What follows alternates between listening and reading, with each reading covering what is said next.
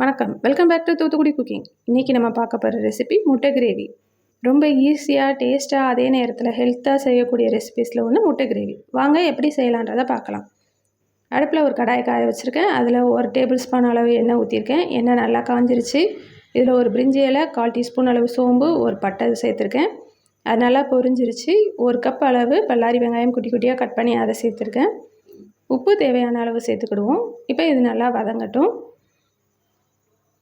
2 பெரிய தக்காளி அதை கட் பண்ணி மிக்ஸி ஜாரில் சேர்த்துருக்கோம்.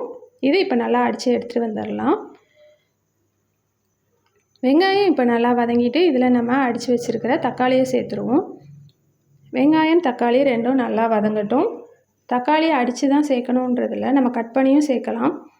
அடித்து சேர்த்தோம்னா அது நல்லா கிரேவிக்கு திக்னஸ் கொடுக்கும், நல்லா கலரும் கொடுக்கும். இப்போ தக்காளி நல்லா வதங்கி வந்துருச்சு. எண்ணெய் நல்லா பிரிஞ்சு வந்துட்டு இதில் நம்ம 1/2 டீஸ்பூன் அளவு இஞ்சி பூண்டு பேஸ்ட் சேர்த்துக்கிடுவோம். இதையும் நல்லா கலந்து விட்டுருவோம். இஞ்சி பூண்டு பேஸ்ட் பச்சை வாடை போகணும். இது இப்போது நல்லா கலந்து விட்டாச்சு. கிரேவியோட திக்னஸ்க்கு ஏற்ற மாதிரி நம்ம வெங்காயம் தக்காளி அதிகமாக்கிக்கலாம். இப்போ இதில் கொஞ்சமாக மஞ்சள்தூள் சேர்த்துக்கலாம். 1/2 டீஸ்பூன் அளவு தனி வத்தத்தூள் சேர்த்துருக்கிறேன்.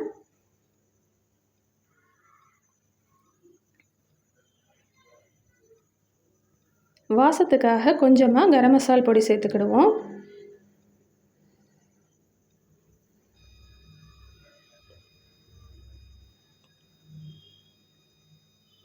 இதெல்லாம் சேர்த்துட்டு நம்ம நல்லா மிக்ஸ் பண்ணி விட்டுறலாம். இப்போ பாருங்கள், எண்ணெய் நல்லா பிரிஞ்சிருக்கு. இதில் தேவையான அளவு தண்ணி சேர்த்துக்கிடுவோம்.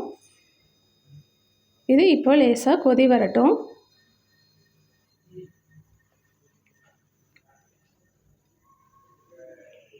இப்போ நல்லா கொதித்து வந்துருச்சு. இது நம்ம முட்டையை உடச்சி ஊற்றிக்கலாம். இன்றைக்கி நான் 3 முட்டை சேர்க்க போகிறேன். நீங்கள் உங்களுக்கு தேவையான அளவுக்கு சேர்த்துக்கோங்க. இதை விட அதிகமாக சேர்க்குறீங்கன்னா வெங்காயம் தக்காளி அதிகமாக சேர்க்கணும். இப்போ முட்டை லேசாக வேகணும்.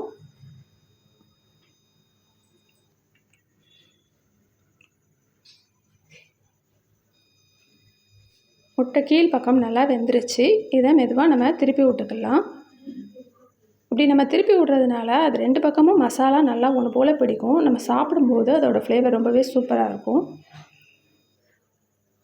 இதோட அவிச்சு வச்ச முழு முட்டையும் சேர்த்துக்கிறேன். அது 3 முட்டை சேர்த்துருக்குறேன். நம்ம அவிச்ச முட்டை சேர்த்துட்டு ரொம்ப நேரம் வச்சுருக்கக்கூடாது. 3 நிமிஷத்துலேருந்து 5 நிமிஷத்துக்குள்ளே இறக்கிடணும். இல்லாட்டினா முட்டை ரப்பர் மாதிரி ஆகிடணும். கிரேவி முட்டையில் எல்லா பக்கமும் படுற மாதிரி நம்ம கலந்து விட்டுக்கலாம்.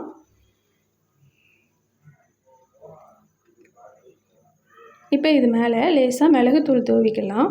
முட்டை மேலே மிளகுத்தூள் தூவும்போது அதோடய டேஸ்ட்டே ரொம்பவே சூப்பராக இருக்கும். கிரேவியோட டேஸ்ட்டை அது கூட கொஞ்சம் தூக்கி கொடுக்கும். இப்போ பாருங்கள், நம்மளோட கிரேவி ரொம்பவே சூப்பராக ரெடி ஆயிடுச்சு. நாங்கள் இன்றைக்கி சாதத்தோட முட்டை கிரேவி வச்சு சாப்பிட போகிறோம். ரொம்பவே சூப்பரான முட்டை கிரேவி நாங்கள் எங்கள் வீட்டில் இப்போ சாப்பிட போகிறோம். நீங்களும் உங்கள் வீட்டில் செஞ்சு பார்த்து சாப்பிட்டு எப்படி இருக்குன்னு சொல்லுங்கள். என் சேனல் பிடிச்சிருக்குன்னா லைக் பண்ணுங்கள், ஷேர் பண்ணுங்கள், சப்ஸ்கிரைப் பண்ணுங்கள். ஏற்கனவே சப்ஸ்கிரைப் பண்ண சப்ஸ்கிரைபர்ஸ்க்கும் வியூவர்ஸ்க்கும் என்னோட நன்றிகள். நன்றி, வணக்கம்.